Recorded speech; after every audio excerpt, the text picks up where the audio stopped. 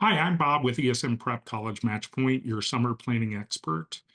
Three tips on where to start if your kid won't do anything. Tip number one, start with a conversation. Ask open ended questions about what excites and interests them and listen to their concerns about trying something new. Understanding their perspective is key to finding the right match. Tip number two, begin with small, fun steps. Suggest low pressure activities.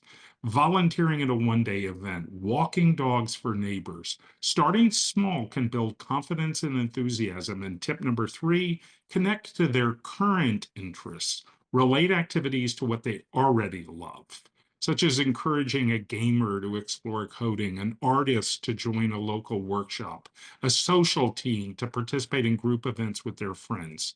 Remember, every teen's journey is unique, and with the right summer plans, they can thrive.